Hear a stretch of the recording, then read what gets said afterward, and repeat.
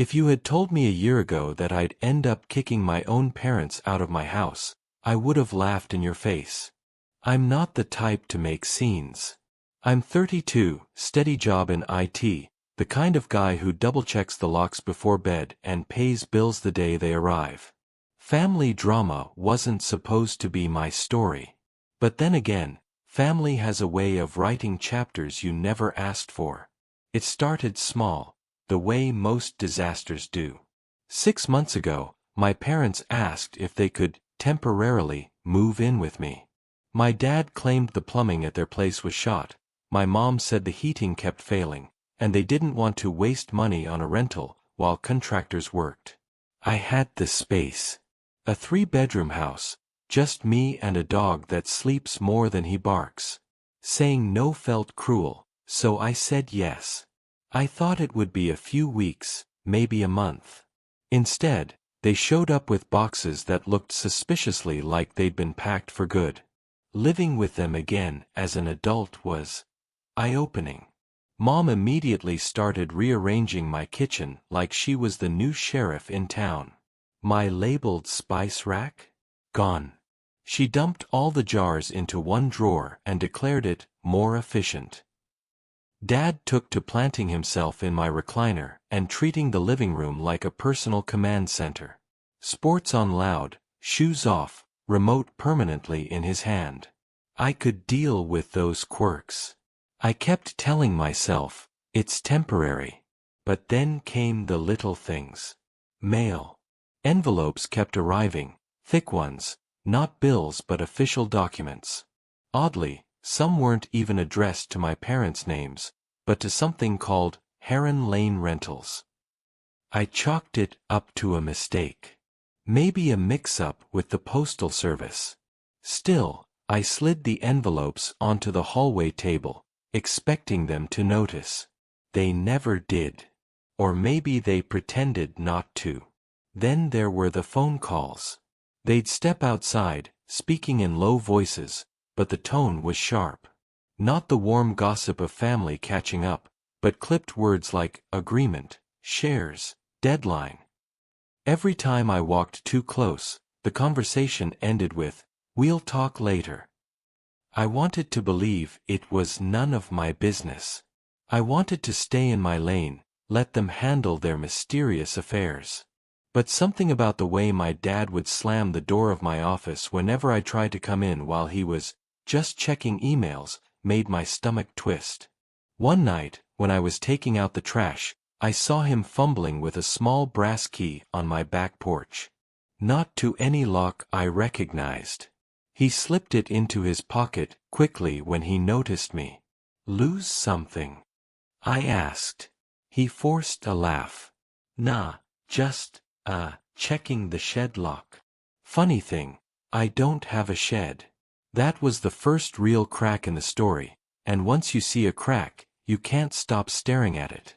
I knew then, something in my house wasn't what it seemed. The more I tried to ignore it, the louder the red flags screamed. My parents had always been, let's say, creative with money. Growing up, there was always some story. Dad's big deal that fell through, Mom's emergency credit card that somehow became a permanent fixture in her wallet. I learned early on to balance my own checkbook because theirs was basically a roulette wheel. But this felt different. 3 weeks into their temporary stay, I came home from work to find my parents in my office. My private office. They had my filing cabinet open, papers stacked on the desk, and my dad holding a folder that had absolutely nothing to do with them. "What the hell are you doing?" I snapped. My mom didn't even flinch. "Oh honey, relax. We were just tidying up. You know how messy you get." Messy. My tax returns, insurance, and mortgage documents laid out like a scavenger hunt? I walked over and snatched the folder from my dad's hand. He gave me that tight little smirk I'd seen too many times as a kid. The one that said you caught me, but I'm not admitting it. That night, I installed a lock on my office door. The tension grew from there. Meals were awkward. Conversations clipped. I kept catching them whispering in corners like conspirators. I told myself I was being paranoid, that I was just not used to having people in my space. But then I found the envelope. It was a plain manila one, stuck under a pile of junk mail on the kitchen counter. Bold black letters across the front. Final agreement, Heron Lane Rentals. Curiosity clawed at me until my hands betrayed me and slid the document free. Inside was a legal contract. I skimmed fast, heart racing. Terms. Deadlines. A property deed transfer. And then, my address.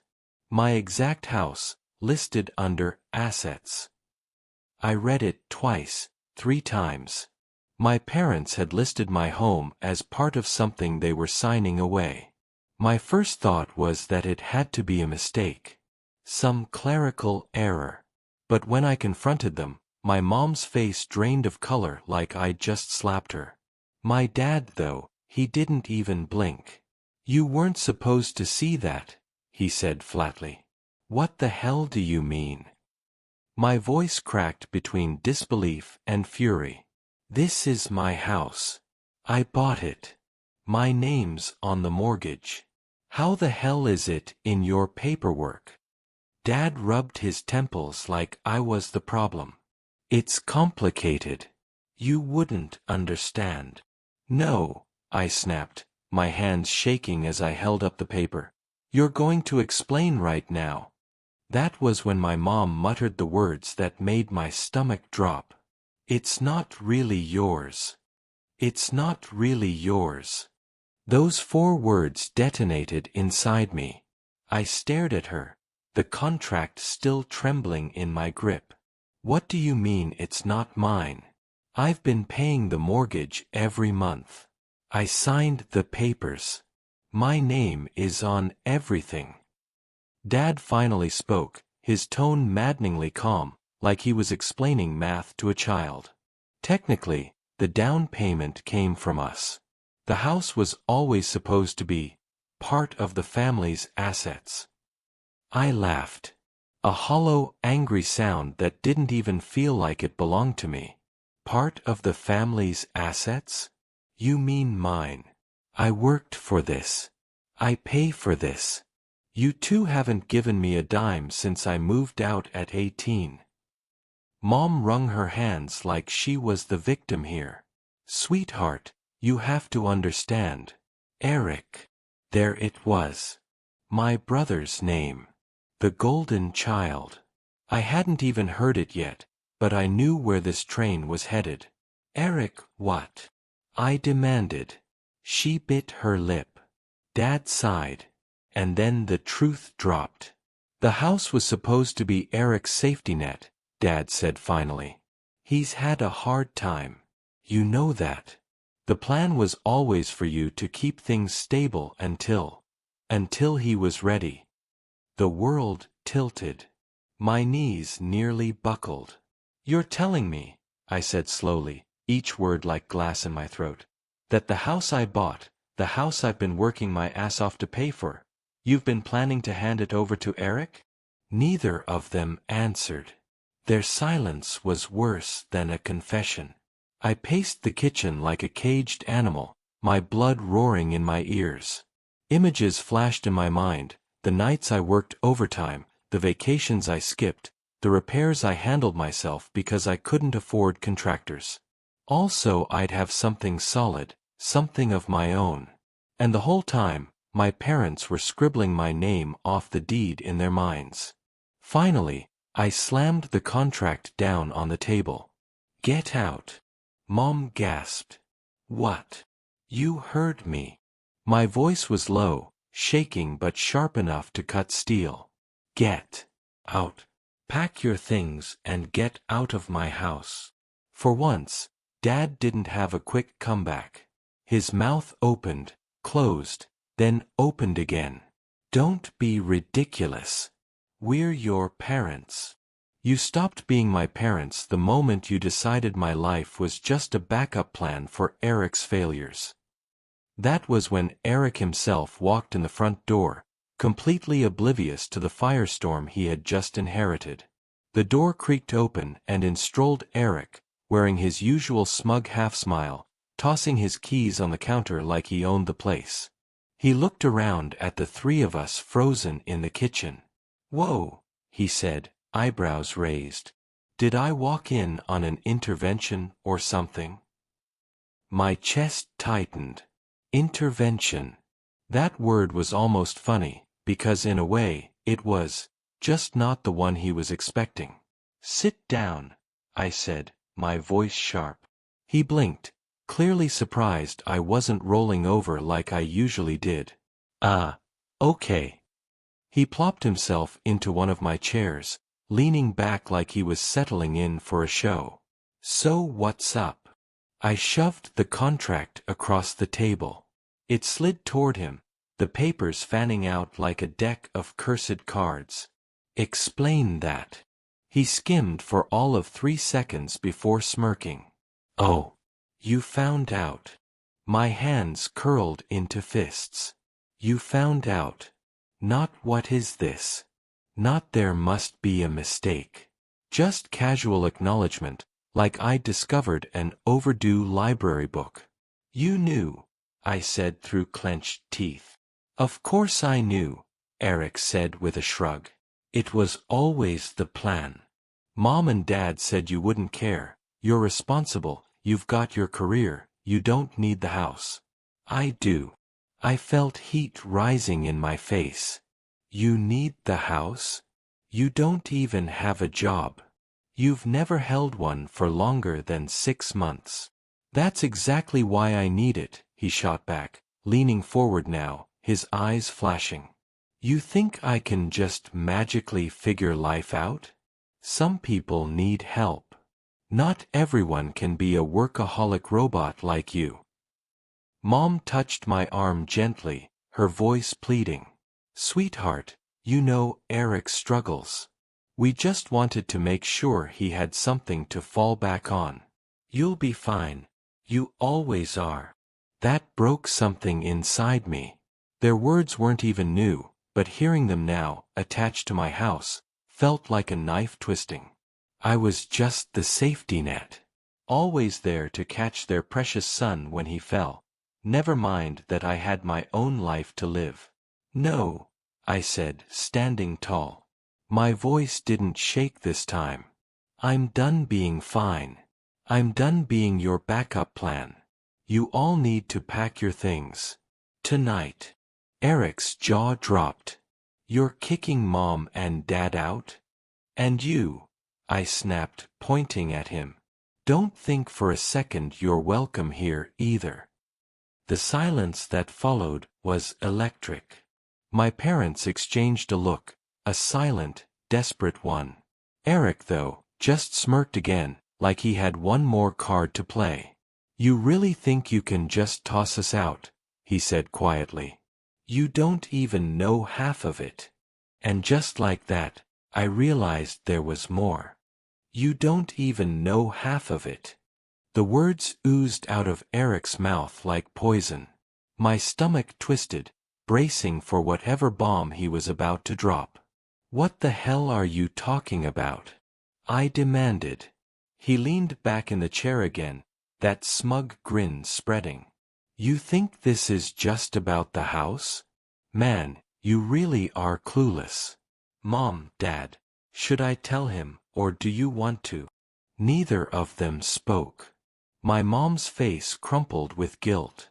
Dad stared at the floor like it had suddenly become the most fascinating thing in the world. That silence was answer enough. So Eric did what Eric always did, reveled in the chaos.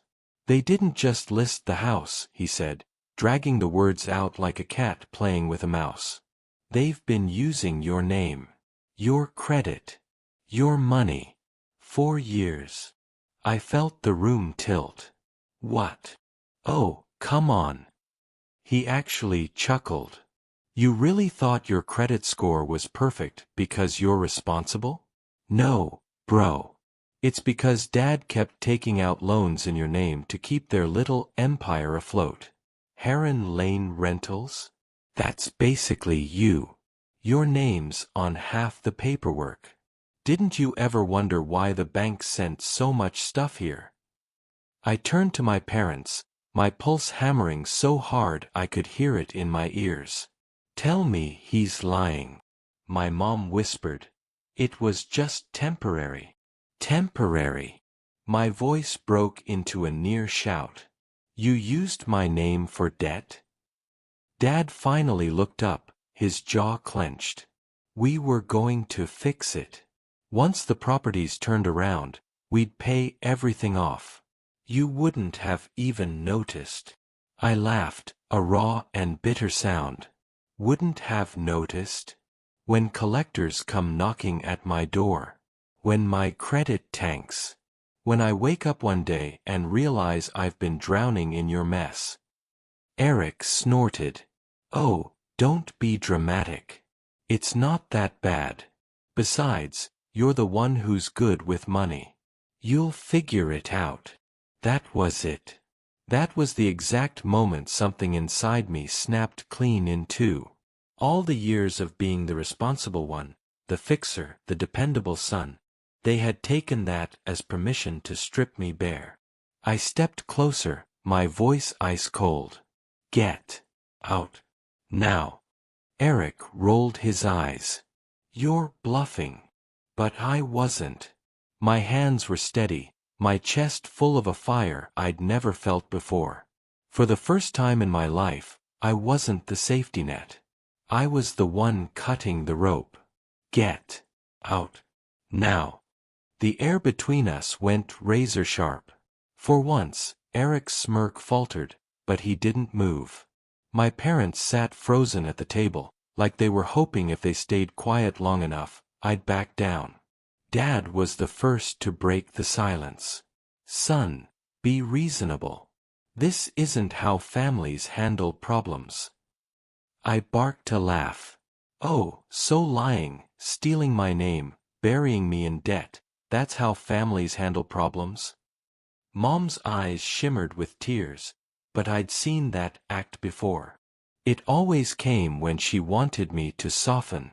We only did it because we knew you could handle it. You're strong. You're stable. Eric. She glanced at him, her voice dripping with pity. Eric needs more help. That was the wound reopening, the same excuse they'd always used. Eric was the fragile one, the one who needed protecting, while I was the mule built to carry everyone else's weight. Stop, I snapped. Stop saying I'm fine. I've been fine because I fought for it. Because I worked, sacrificed, and earned every inch of this life. And you, I pointed at both of them, my finger shaking with rage. You decided that gave you the right to bleed me dry. Eric finally leaned forward, his smirk back in place like a mask. Look man, you're making this way too dramatic. Think about it. Without me, without Mom and Dad, who do you even have? You want to kick us out and sit in this big house alone? Fine. But don't come crawling back when you realize you're nothing without family. That cut deep, but not the way he thought. For a second, I almost wavered. Then I saw the contract again, lying open on the table, my name tangled in debts I never agreed to. My parents' silence. Eric's smugness. Something inside me solidified. I walked to the front door, yanked it open, and pointed outside. Out. Or I call the cops. Dad's face darkened. You wouldn't dare. Try me. My voice was low, steady. The kind of voice that didn't bluff. Mom stood up, wringing her hands. Please, don't do this. We're family. Family doesn't do what you did. The three of them just stared at me. No one moved. For a heartbeat, it felt like the whole house was holding its breath. Then Eric pushed back his chair with a screech. He stood, brushed invisible dust off his hoodie, and muttered, "You're gonna regret this." But as they began gathering their things, I knew the truth. Regret was the one thing I didn't feel. They shuffled down the hallway like ghosts, dragging bags they'd never unpacked properly, muttering under their breaths. My mom kept pausing, glancing back at me with tearful eyes, waiting for me to break. I didn't. At the door, Dad made one last attempt. He gripped the frame, turned, and fixed me with that same commanding glare he used when I was a kid and forgot to take out the trash. "You're making a mistake," he said. His voice was low, heavy with that practiced authority. "Blood is thicker than water. Someday you'll realize that." I stepped closer, my own voice steady, sharper than I thought possible. "Blood doesn't give you the right to ruin my life. Get out." For a second, I saw something flicker in his expression. Maybe surprise, maybe the recognition that I wasn't the obedient son anymore. He said nothing else. They left. The door clicked shut behind them, but the silence wasn't relief. It was heavy, suffocating, like the walls themselves were replaying every word that had just been said. My dog padded over, nudged my hand, and for the first time all night, I exhaled. But the fallout didn't stop there. The next morning, I woke up to 20 missed calls and a dozen texts. All family. Aunts, uncles, cousins I hadn't spoken to in months. The narrative had already begun spreading, and I didn't need to read past the first few messages to know who was behind it. "How could you do this to your parents? Eric said you kicked them out like strangers. They sacrificed everything for you, and this is how you repay them?" Sacrificed everything. The words made me laugh bitterly. If only they knew the truth. I sat there staring at the flood of accusations, my phone buzzing like a hornet's nest. For once, I didn't rush to defend myself. I didn't type paragraphs trying to explain. I just turned the phone face down on the table and let the noise drown itself. But part of me knew this wasn't over. People like my parents and Eric didn't just slink away quietly. No, they regrouped, twisted the story, came back sharper. And sure enough, that evening, there was a knock at my door. When I opened it, Eric was standing there alone. No smirk this time. Just a look that made my stomach clench.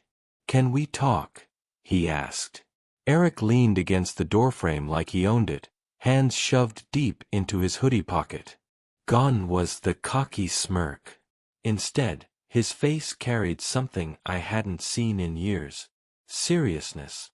"5 minutes," I said flatly, stepping aside. He walked in slowly, eyes flicking around the house like he was memorizing it. My chest tightened.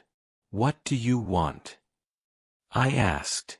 He sat at the kitchen table, where the contract still lay like an open wound. He tapped it with one finger. "You know this isn't over, right?" I folded my arms.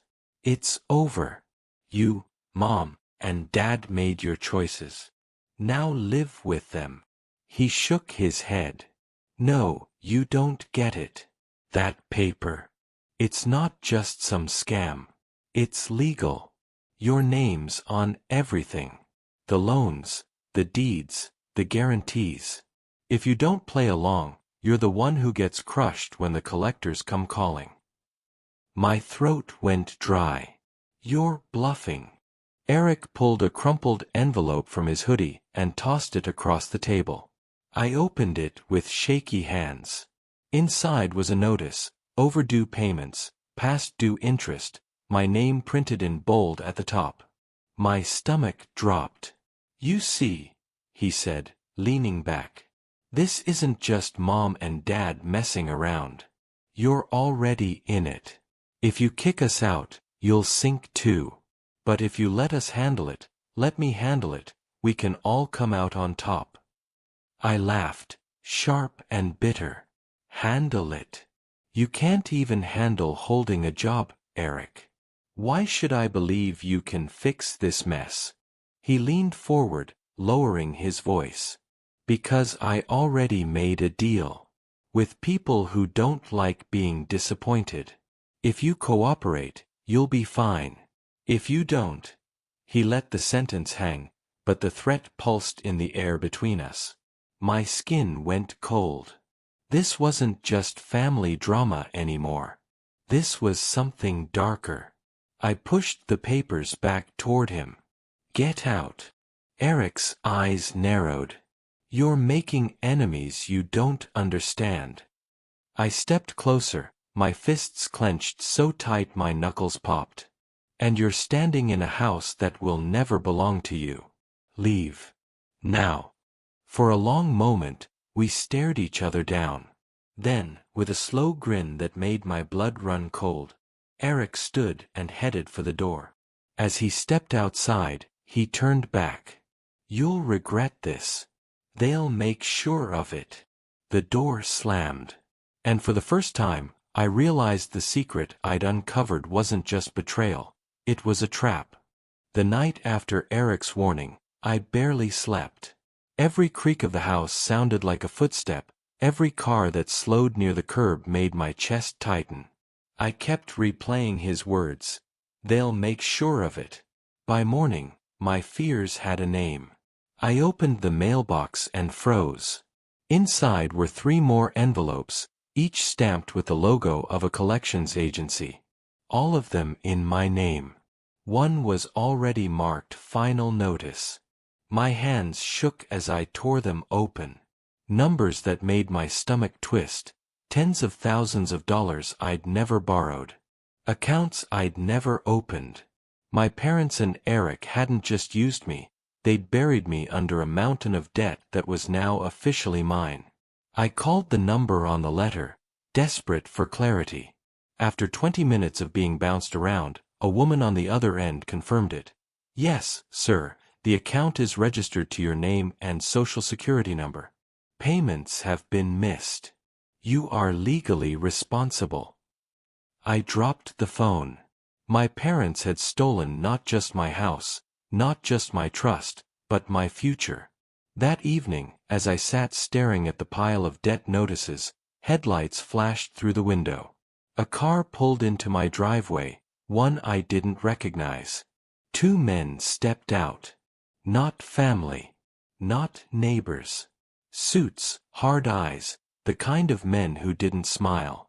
My stomach flipped. There was a knock at the door. Sharp. Controlled.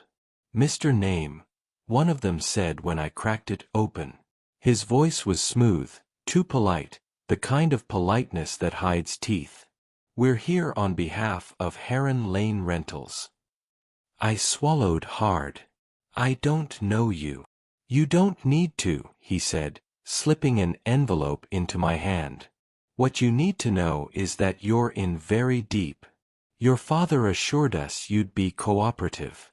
We suggest you keep it that way. When they left, my knees nearly gave out. I tore the envelope open. Inside, a demand for repayment. No official letterhead this time, no corporate stamp, just a single line typed in bold. 1 week. Or everything you own becomes ours. I sat there in the dark, my whole body trembling. They weren't bluffing. Eric hadn't been bluffing. And now I had 1 week to decide whether I was going to let them destroy me, or fight back. The week that followed was the longest of my life. Every day, I checked the driveway, half expecting those men to return. Every night I lay awake, staring at the ceiling, wondering how deep my parents' betrayal really went. But fear has a funny way of sharpening resolve. By the 3rd day, my panic had hardened into something else. Clarity. They wanted me to feel trapped, helpless. But they underestimated the one thing they always took for granted: my ability to plan. First, I pulled my credit reports and gathered every document tied to the fraudulent loans. It was worse than I thought. 3 separate accounts, all forged with my name. But the signatures? sloppy. My dad's handwriting was all over them. I scanned everything. Next, I called a lawyer. For once, I wasn't the dutiful son trying to protect the family's reputation. I laid it all out, the forged documents, the threats, the harassment. She didn't even blink. This is identity theft. If you're ready to file charges, we'll bury them before they bury you. On the seventh day, they came back. Same suits, same cold smiles. Time's up, one said, stepping onto my porch. I didn't flinch this time. Instead, I handed him a folder. Inside, copies of the fraudulent contracts, the debt notices, and a letter from my lawyer. This, I said, my voice steady, isn't my debt. It's fraud. If you want your money, I suggest you go knock on their door. Because the police will be knocking soon. For the first time, their masks slipped. One of them muttered a curse. The other clenched his jaw. Without another word, they turned and walked away. That night, I sat alone in my house, the house that was finally mine again. My parents hadn't called, hadn't shown their faces. Eric was silent too. Maybe they knew the law was coming for them. Maybe they were already running. I thought I'd feel empty, broken. But what I felt was free. I had spent my whole life being their safety net, their fixer, their responsible son. But in the end, cutting them out wasn't the mistake. Trusting them had been. I walked to the door, locked it, and whispered to myself the words I should have said years ago. This house is mine. My life is mine. And for the first time in decades, I truly believed it.